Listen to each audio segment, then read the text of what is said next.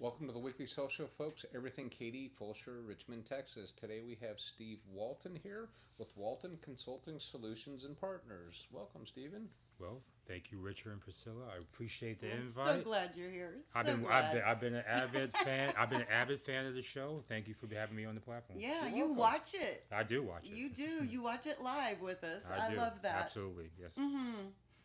Well, tell us a little bit about yourself and your company, Stephen. No problem. Well, in order to know more about my company, you have to know a little bit about my journey. I'm originally from Baltimore, Maryland. I moved to Houston in 2003. Welcome. So, thank you. Well, my background is in IT. Outside of high school, I interned for the Food and Drug Administration as a help desk technician. My father was Navy, so he went to the federal government as in the Social Security Administration in Baltimore, and he was a computer programmer. He ascended all the way to the highest rank, a GS-16 branch chief, and retired as a branch chief. So everyone looks up to their father. Right. So I thought I was going to go down that same path. I interned two successful internships. Okay. At 20, right out of high school. So when I'm getting to 2021, I say I got invited for a third internship. At that particular time, Richard, Priscilla, I was going to my third internship, went to personnel outside of DC.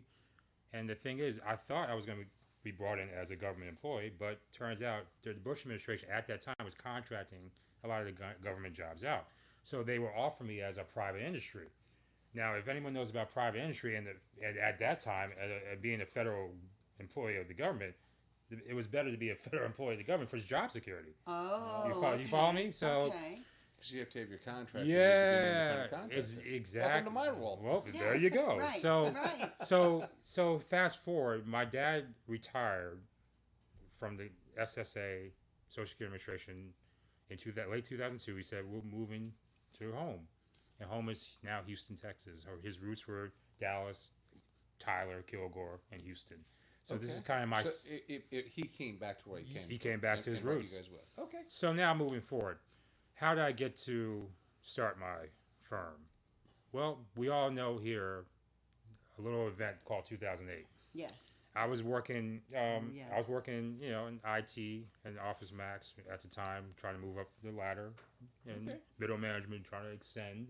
Okay. So I get basically what happens is we all been through that, who lived through it. I'm watching Bloomberg, I'm watching CNBC, and I see a ticker, Lehman Brothers goes down.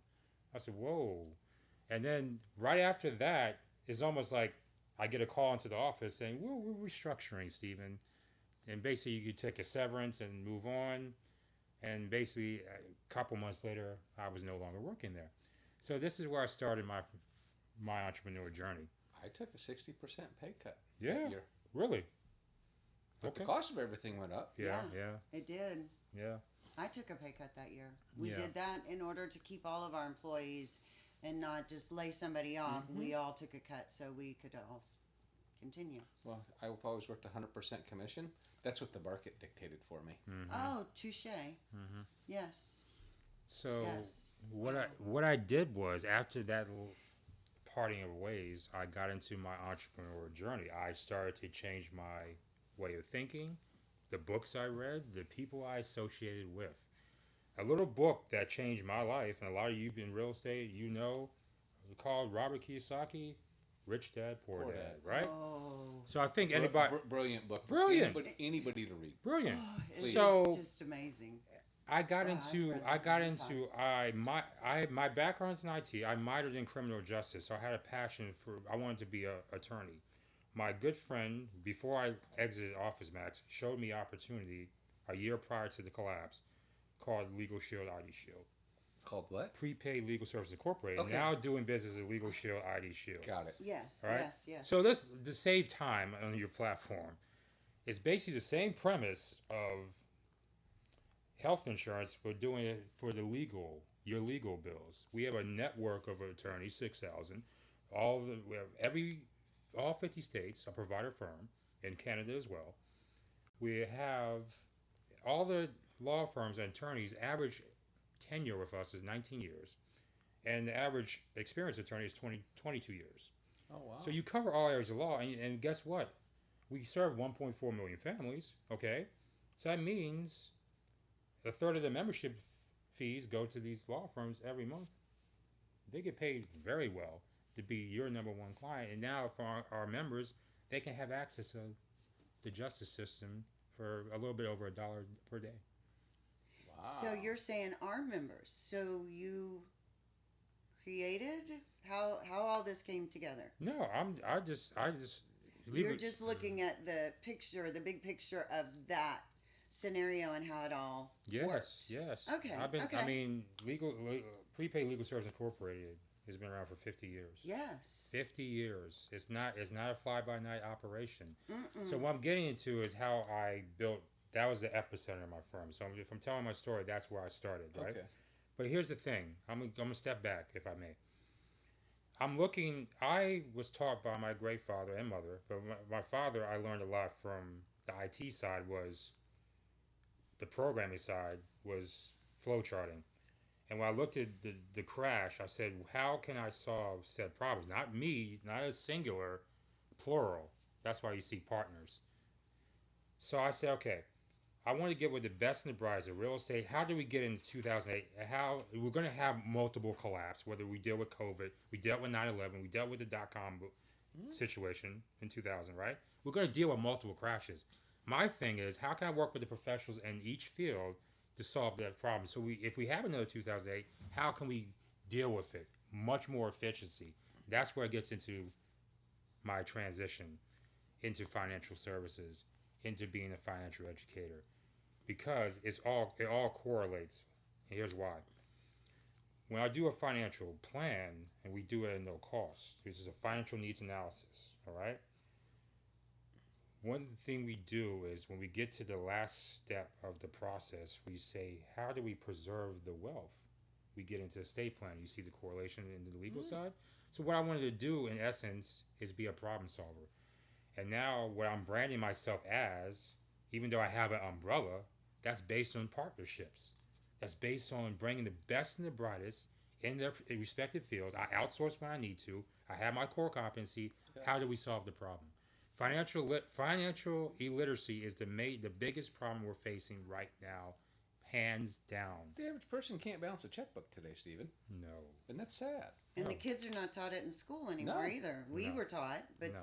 kids are not taught about And any that's of just that. simple ledger. Right. Yeah. You know, I hate to say it, but this swipe for everything and then read your statement at the end of the month. Yeah. Mm-hmm. Yeah. That to me is not. I mean, I'm part of it, but I understand it. Mm-hmm. But Yeah, but you have to take it to the next level and Right. and actually not just believe that everything that comes through is correct. That you've got to go through and Yeah. do your balance and Yeah, checks. you brought up a key thing with Dave Ramsey, and I do some of our clients. We actually, and when I sit down with them, I said, "Do you have any type of budgeting app or something like that you can?" And you said a great thing off camera was like, let's start with $1,000. Let's just start. yeah, rainy day fund. Rainy day fund. Part of our 7 money milestones, which is in the websites that I've shared with you. We show our clients how to take these building blocks to their financial independence number. How do they get to have a tax-free retirement, and how that can really be attainable? That's not this pie in the sky. It can be attainable. No, anybody. We all have 24 hours in the day. It's just what are we doing within those 24 hours to get to our goals? Sure. And I applaud what you do, whether it's on the title side, where you as a realtor, you play a major role in that. And all I try to do is play my part in the equation. We deal with credit. We deal with the financial planning or education at the forefront. We're all interwoven. We're all interwoven. The path to wealth, homeownership plays a huge part in that. Yeah, it does. It does. Because you build equity versus paying 100% interest every month. Sure. Yeah, I mean, you are going to pay a mortgage in America. Yeah. You just need to decide if you want to pay your mortgage or if you want to pay your landlord's mortgage. Well, here's another thing. Right? No. But here's sorry. no. Yes, You're fine. yes. No, you're fine, Richard. But here's to the greater point. We look at whether it's the millennials, whether it's Gen Z in particular. Yeah. Here's the problem with our two generations. I'm talking millennials, Gen Z. This is going to be key. What's stopping them from getting a home right now? Okay, student loan debt. You agreed? Yes. Now, it's But that falls on choices, in my opinion. it does. It does. Okay. But here's what I'm getting at. You got student loan debt, but then you have habits. What do you go through with survival mode? You go to your credit cards. You max out your credit card. It kills your debt. It kills your The interest is absorbent. So now you even if you got perfect credit, no the exactly interest on revolving is right. 28% today. So two of the major things about your 2/3 of your credit score is paying on time and your utilization, keeping it 30% of it. Under 30%. Yeah. That's correct. So now we're okay. So now this is where it comes as a financial educator, as professionals in your field. When you go into the MLO side, right? You say, you're looking at asset, your debt to income ratio, your banking statements. You're looking at your habits. Can you get into this? Can you afford this loan? Do we want to get back into mortgage-backed securities, credit default swap? Do we want to get back into that mindset? No. Playing Russian roulette with these mortgages in these individuals' lives. So that's why I circle back to my beginning, because everybody can relate to it who lived through 2008, right? 100%. So financial literacy, or what do you do as a real estate professional? You in the title side, you're in that circle. We all can work together for one common goal. Oh yeah. Right, and that's what I do. That's what I do. And just because the bank says you can afford it, doesn't mean you should spend it. No. And see, here's another thing. We are. I'll do this at the tail end, but like we said, we have a workshop coming up, and that's another part of our initiative. Is if we have, I want to circle back to you, Richard, on this. Your first time home buyers. I want to, from your standpoint, from the realtor standpoint, how is your experience dealing with them? Them just being gung ho, trying to make that transition from renting to home. How is that from your standpoint, your vantage point, rather? I mean, the ones that buy into it and do the financial diet's what I call it. It is a diet. They're ideal. And they're a pleasure to work with. They have lots of questions. And you know what? I applaud that. I mean, that's part of what I do. And then there's other ones to where we can have them on that path. But it's going to take 6 or 9 months. But it's amazing how many of them, they just can't take that initial step or jump. And 90 days later, we have the same problems and then some. So I don't know if I'm answering the question the way you want. No, you're fine. But let's use another analogy. People in school, right? When we were going through school, a lot of people were disenchanted with school because it didn't touch them in a way. It wasn't real life. Well, it actually was in a sense, because it did teach you about deadlines and certain habits you have to have. And when we're entrepreneurs, you're stepping into that. That's another part. It teaches you how to research information and how to start and finish something. So I struggle with math. I have a learning disability. I struggle with math. But guess what? When I got homeschooled, when I got tutored, I excelled. Wow. That means you can do anything you set your mind to. Absolutely. People are more left-sided brain or right-sided brain. They may be more visual. They learn differently. Isn't that amazing? Or audible. Yeah. So as leaders, as we all are, you have to learn different personality types. You have to learn how to, if you're working with an agency, you're a broker. If I'm a broker in my field in the financial services, I have to be a leader. I have to know how to work with multiple personalities. Right. There's not a single swipe of the pen answer for everything. It isn't. And unfortunately, a lot of people think that. And you can't fit everything in one box or in one hole. Right. It just doesn't work that way. Right. So, I mean, I feel that financial literacy is definitely what I'm focused on. With the materials I share with you, we have free ebooks you can download.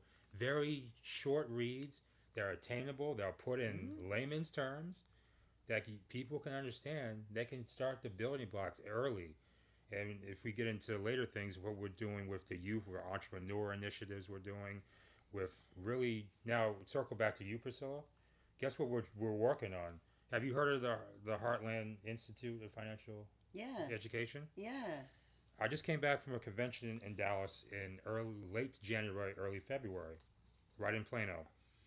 And we made the announcement that we are now partnered with the Heartland Institute of Financial Education. That's exciting. And I'm getting some more certifications because guess what? We're trying to do exactly what you alluded to. We want to make sure this is taught in our schools. Now that's a big task. Thank you. What a blessing. But You're going to just add more to the Katy ISD school district that is amazing already, and Well, then you're going to bring in more. here, if we have superintendents on the field, here's what I suggest. Let's start small. Do an elective. Yeah, there you go. Something. Like, you got your senior year and you're making your transition. You're doing, maybe you have a lot of seniors. I remember back they had work release. Mhm. Well, have electives as financial education, and it could be and we have it interactive online. It can be done. It can be easily incorporated into the curriculum. Mhm. It's something that's, we have speaker notes that you can really flow and be an Okay. ongoing process.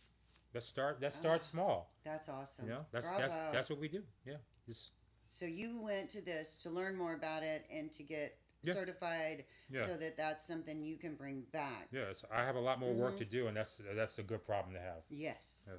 We're always learning, aren't we? We have to. Always. We have to. So, from a financial standpoint, Mhm. going back to the first-time home buyers, because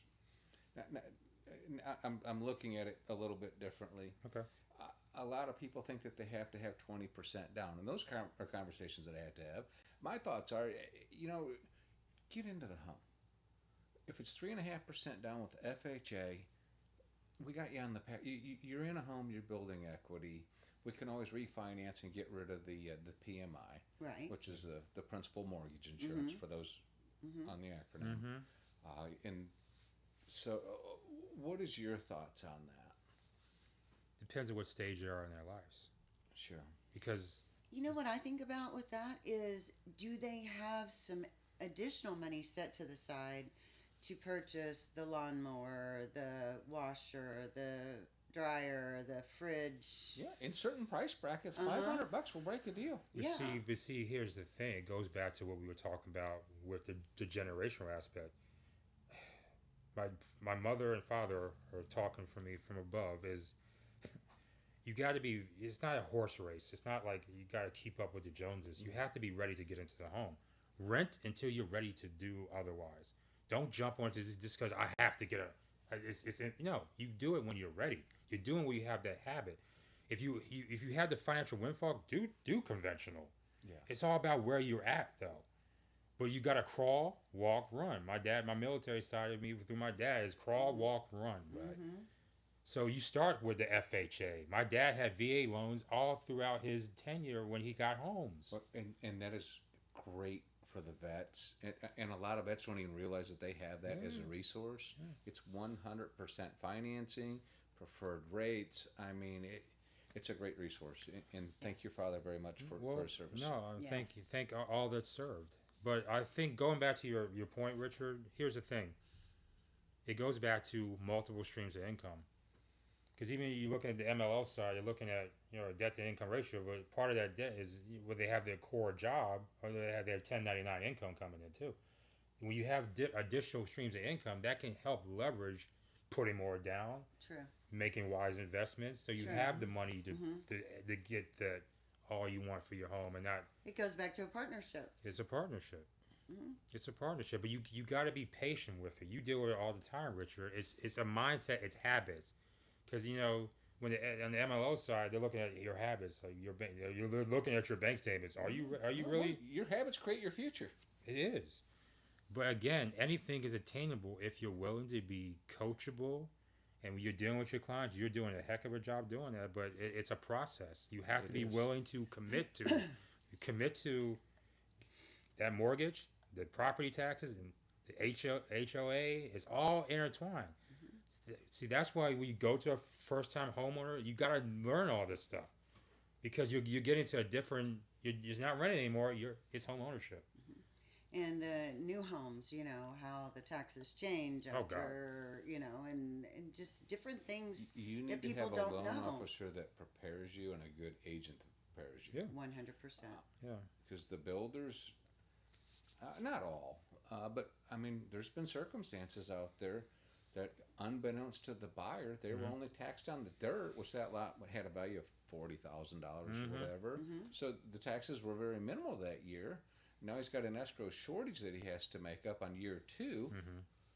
And on top of the shortage, he also has to make the payment that was just paid out on it, Yeah. and that can double somebody's mortgage overnight. I mean, it's Yeah. Substantial. Well, how many people are you getting that are doing more into the investment side of the house? They're just getting investment properties, doing that option. you know, I always advise them, let's get home base set up first, Mm-hmm. and then we'll start working on your portfolio for the investment Smart. properties. Mm-hmm. There is what they call rent vesters out there today. Mhm. They're living in a one bedroom apartment, and they're buying through REITs and stuff like that. Yeah. And hey, everybody's got a business plan. Sure. Now, for me personally, I wouldn't do it, but if that's what you're doing to streamline income to get into home ownership, I get it. Mm-hmm. They all have different goals. Everybody does. Exactly. Depends on the end strategy, or, Right. or the end goal in order to develop the strategy. Mm-hmm. Exactly. So, what are your, so that like 2008, we talked about that, and things that happened during that time. I know I lost a lot of money Mm-hmm. during those 2 years. Mm-hmm. What is it that you really focus on? As from 50 and up, but people are getting closer to that retirement, and what do you look at? It's a great question, Priscilla. When we look at strategies from financial services, I'm not securities licensed, so I focus more on index strategies. Okay, Okay. that's just my home. What is an index strategy? Index strategies The basically. S&P 500. Yeah, you're so whether you do an annuity side, index annuity, which I'll get into, you're solving that, Okay. bridging the gap between Mhm. retirement. Mm-hmm. But let me fall back a little bit. IULs, Index Universal Life, has been around 25 plus years. Yes. All right, the company that I'm brokered with, Transamerica, they've been doing IULs. One of the top insurance company and financial companies in doing Index Universal Life. Here's going back to your strategy. So you have an individual where you can leverage life insurance as a living benefit. Okay. Mm-hmm. Life insurance can be a living benefit. And we're going to address your point about retirement. So when 2008 happens, when the dot-com happens, or Right. the start 2000, 9/11, COVID, index strategies preserve your principal. You are basically where's our strategy, we mirror the S&P 500, the Nikkei 225 in Asia, the Euro Stocks 50, top 50 companies in Europe. Okay. You as a client will entertain the market gains and not the market losses, because you're not actually in the market. We're not doing variable in a sense with the security side, where you're going through the volatility. You're mitigating the liability and the risk. Exactly. So, for example, a lot of the clients of the S&P have been getting 8 to 9% consistently. Certain companies that we work with, over 140 different companies. Mm-hmm. So we're not cookie cutter. Right. We have flexibility. So our key thing is predictable, consistent growth without market downturns. So when you take a 40% hit, we have floors built into our plans, where you take another significant 2008 type hit, you earn just about 3/4% a floor. All right. But a lot of our products you can get, depending where they're capped, you can entertain. Some of our products are uncapped. The market Okay. returns Right. that 13-20%. You can, depending where it's capped, you get that as an interest credited back to you. Just having a indexed universal life policy. Okay. So think of it as this: proper protection, the right amount of life insurance. Then we get into your question. Here's how you bridge the gap. Is that a term policy? No. Universal life. This is permanent. I'm not. No. familiar There's with three it. different levels. There's term is their least expensive. Yeah, Then you right. go to universal life, which builds some equity into it, and then you've got whole life policies. Right. Okay. IULs have become more prevalent because of that type of the balance. I can use this as now. Yeah, I have a said death benefit. Great. I'm doing a good service to my family and beneficiaries Right. if I pass. But what's going to happen is you're also using it as a saving mechanism where you can grow that cash value. True. So for a portion of that payment you're doing, your premium payment, It's flexible premiums too with IULs, but now you're using it as a also as a saving mechanism, Mm-hmm. and also you got your death benefit. But here's another thing: I'm gonna bridge the gap. New index annuities. So now you're taking that 55-year-old and they're saying, okay, I'm approaching retirement. What can I do? We get into the annuity side, which is basically building a lifetime income. So it's basically the counter opposite of what a life insurance is. Okay. Okay. So we worry about outliving your money. Right. We will live into 90 years old and beyond now. What are we going to do? So now annuities, whether you're 10, 15-year contracts, it's same premise. I mean, I'm focused at least on the index side, where you can, a lot of these index companies we work with, like Global Atlantic, for example, you can take, let's say you have $100,000 nest egg that you're 55 years old, right, Mm-hmm. Priscilla? Okay. I got $100,000, right? A lot of these index annuities, you can put that initial premium in, all right? A lot of them have bonuses while you come in, like a 20% bonus on top of that. Coming in, you defer for the full 10, 15-year contract. Let's say you're earning about 7 to 8 points every Okay. year on that. Right. If you just leave it in there, that's, as I advise, you can withdraw to a certain amount. Okay. Now that's when my tax professionals come in. Mm-hmm. Right. But when you defer it, you let that bridge you to retirement. Guess what? You go to the 10-year contract with certain companies you work with. You get another 150% bonus on top of that. So that 100,000 leave with 275,000. Then you get taxed by Uncle Sam. Okay. That's because it's tax deferred. Okay. But IUL, that's why it's a balance. That's why you diversify, right? It's tax free. This is within that insurance policy. Yeah, and you've already paid the taxes on the Okay. payments that you paid into it. Okay, now we're getting back into Okay. strategies, right? Here's a strategy. 401ks are great, but here's where I talk to my great tax professional all the time because we work as a team. Because when I do my financial needs analysis, I send it to her because I'm not a tax professional, right? Mm-hmm. She handles that. That's her wheelhouse, right? Right. But here's what I'm getting at. The tax portion is very key.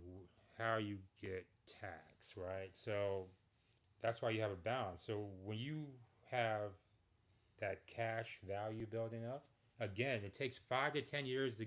This is why I tell people it's not like a true bank where you're liquid right away. No, It takes time. Compound interest needs to work, Richard. In Brazil, Crock-pot time's what I tell people, yes. but they want microwave time. all right. So real quick aside, I'm going to tie this all together. Have you heard of the Rule 72? Enlighten me. All right. Rule 72. You take 72. You divide it by your interest rate. Your rate of return, right? Okay. You take that. You divide that. That's when your money doubles. That's how long it takes your money to double. So if you go respectfully the bank route, which you're earning under a point, it'll take 72 plus years to double your money. Okay. Okay. Our strategy is we get normally double-digit returns, so we get usually every 7, 8 years we double our clients' money. That's very important. 100%. So when you deal cash value, now instead of the 401k when you're getting double penalized, you get 10% for taking out, 10% additional tax, right? Not with the cash value in the insurance policy through IUL, Index Universal Life, you have that. Because guess what your collateral is on that loan is your death your benefit. death benefit. That's yeah. your collateral. Right. And guess what? The 2%, the 2% on the loan is a wash because you're getting maybe 8, 7. Let's say conservative 7, 8% of your return. Okay. It's a wash. Right. Right. So basically, if you God forbid if our client passes, they just credit it back any loans that are unpaid away from the face amount of the death benefit of the policy. Okay. So now you have different strategies of college education. Leveraging's what I would call that. You're right, Richard. So I remember why I sent you the $1 Million Baby. Okay. Guess how you can create the $1 Million Baby through a IUL. I just sat down with a client with my partner, my colleagues, and we take that 2-year-old toddler, and guess what? They set up an IUL. They put a little lump sum to get it started, to get a jump started, right, Richard? And contribute that. And we looked at the projections, and these are conservative projections. We always do conservative projections. Always. But even on the cash value when they're college age, $100,000 in that policy, Oh wow. liquid, you can use for now. But guess what? Like our more entrepreneur minded, I told my clients all the time, it may not be going to college at that time. We're looking 20 years down the road. Maybe they want to be an entrepreneur. Well, here's a little startup capital. Right. See, I've been in commercial alternative funding for 10 years. Okay. I come to the realization, this is the new motto. Through IUL is essentially being your own bank. It can be that way. The last part of the living benefits side is very crucial. You can do it with term now. You can add living benefits to term policies. We do it all the time. Oh, wow. You can do that, but here's where it gets with long-term care, where it gets to critical or terminal illness. Right. You can leverage your insurance policy to accelerate a discounted portion of your death benefit. Now, for long-term care, it's usually 2% of your face amount they will extend to you once you run through a 90-day waiting period where you cannot perform daily activity, bathing, clothing, transferring continents, and so on and so forth. Or like my dad who had Alzheimer's, it can help you with that facility or home health care, or you can appoint a family member if you just want to be in the home. They can be right. I see. So you think about that. I'm thinking about this is really tangible to me because I wasn't in the insurance business before my dad passed. This is why I got into it. Okay. Back then, when this is why I tell stories. My dad was going through it. If it wasn't for his annuity through his job, I would have been really in trouble. Because the facility I brought him not too far from here, right down the street. Oh, it's expensive. Wood Creek Bend, which is very good. Wood Creek Bend Memory Care. Yep. Okay. They were very good. I highly recommend them. But guess what? It was cost $4,500 a month Per month. So think about what a life insurance policy can do 100%. with what we call riders, Right. long-term care. We cover all. If you're terminally ill and you, God forbid, you have a terminal illness, and by your primary signed off by your primary physician that you have less than a year to live, we will accelerate the good portion of that death benefit to take care of that cost. Okay? Oh, wow. Sorry about the Alzheimer's, but I do an annual Alzheimer's walk every Yes. year. No, when we met, you showed me that, Richard, and that my dad passed right at that time. I remember that Remember that? conversation. Yes, sir. Oh. So thank you for what you do with that. So here we are advocates in different ways. This is what I'm doing. Whether it's financial education, was teaching about long-term care. This is something that's personal because I lived through it, and many others have. Yes. Many others weren't blessed like I was, and my dad had the financial wherewithal to cover that because he thought ahead. Right. So now what I do as an advocate and my colleagues, we're looking for more entrepreneurs. We have a platform that's on my website. 3 websites I share with you. The last one is E2E. Is basically making the transition from employee to entrepreneur. And we're showing them how, at least from our end, like you do in real estate or whatever you do as an entrepreneur, we just show people we need more financial educators. This is a very good profession. This is something you can go home at night, just like you do in real estate or whatever you do.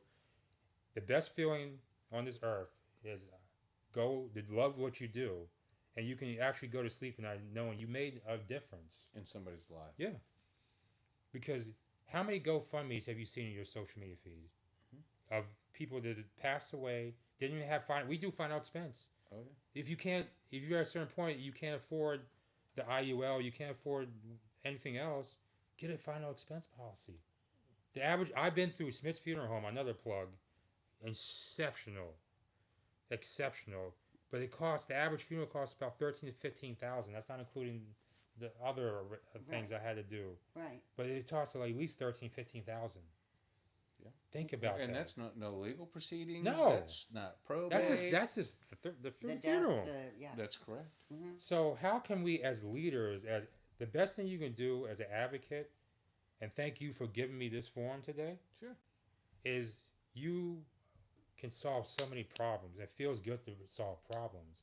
But in order to solve problems, you have to work with your contemporaries and other entrepreneur silos, for lack of a better word, that has expertise to solve the problem. Mm-hmm. The thing that my dad taught me was problem solving, critical thinking, like you alluded to earlier, how to survive, how to communicate. But more importantly is how can we solve problems? How can we be advocates in our fields? Yes. And that's what I do. And it's just by asking. It's asking others for their knowledge. You can't be everything, and No. you can't understand everything. Or you burn yourself out. Right. And But, so you have to believe and go to those individuals that have that and trust in them. So I hope I did a good job. I know it was long-winded, but I hope I answered your question. That was brilliant. I hope I answered your question. Yes, If sir. they want to reach out and connect with you, what is the best way for them to reach out to you? Well, I left you the 3 websites. You can post those. It's all interconnected. If people want to learn more about our entrepreneur platform, it's there. If you want to learn more about what we do with our financial education or our How Money Works books, it's all on the websites. Okay. Everything you can want to schedule an appointment with is right on there. Schedule an appointment with me. I do free financial needs analysis. Another thing that we offer through from that you saw with my corresponding partners, we help with credit counseling, education as part of the financial education platform. If you're dealing with poor credit, we can take you step by step how to get to your financial goals, limit those outrageous interest fees. Well, and and get it- insurance. You're correct. Well, yeah, because yeah, you yeah, get your church and insurance yeah. too, Yeah. So that's what we can all help with our firm. Yes. without paying a company thousands and thousands of dollars. No, because here's the thing. I'm not here to broad, but I respect my contemporaries in the field. Sure. Just our philosophy is we lead with education. I will get paid as a professional, licensed professional, on the back end when I deliver for my client on the front end 1st. But I love that you have that network, that team that you've built, because, as title, we see so many different, a trust account that's set up for people and different things and LLCs for all their properties and, and to have that Living included trust, with. revocable trust. I mean, there's so many variables. May I to it. Right. may I tell another relatable story if we have time? I'm gonna tell. I'll tell Okay, a quick story. quickly. All right. The worst thing that can come out is when a family member or whomever doesn't have a will. I dealt with before my parents passed in 2022. We built a very contentious land battle because my other side of the family, my uncle, his twin brother didn't have a will, and his family we're going through probate, and we were back and forth because of battling over land. It can get ugly. So I recommend if anybody's worried about not having their estate planning done, we can help with very little cost. The only thing that comes out of pocket, other than the membership that we offer, is for the revocable trust. It's just $250. Other than that, we include living will, healthcare power of attorney, durable financial power of attorney, all encompassed, no cost. Oh, wow. That's huge. It is. Huge. Yes. Because, we see it all the time being title and You do. that nobody's probated, this hasn't happened, that hasn't It's happened. because we're all immortal. Right. Or we just don't want to deal with it and look the other way, and it's not going to happen to us. No. It will happen. It will happen. It will happen. It's guaranteed. Right. And so those things are huge. Huge to the family. All right. Any final thoughts or plugs before we take off, guys? Anything coming Yeah. up? Last thing. Thank you guys for having me on today, guys. If you're in Sugarland area tomorrow from 11:30 to 1 p.m., we're having our new homeowners workshop. All right. This is a great platform. You're a first-time homeowner. You're kind of saying, "What do I do?" Well, we have the experts to help you. Join us. The flyers are out there. If you've seen Go it, check them out. hey, come and see us tomorrow. You're welcome. We'll see you That's then. awesome. All right? Thank you. Thank you. Thank you. I will be headed to Caps here shortly, so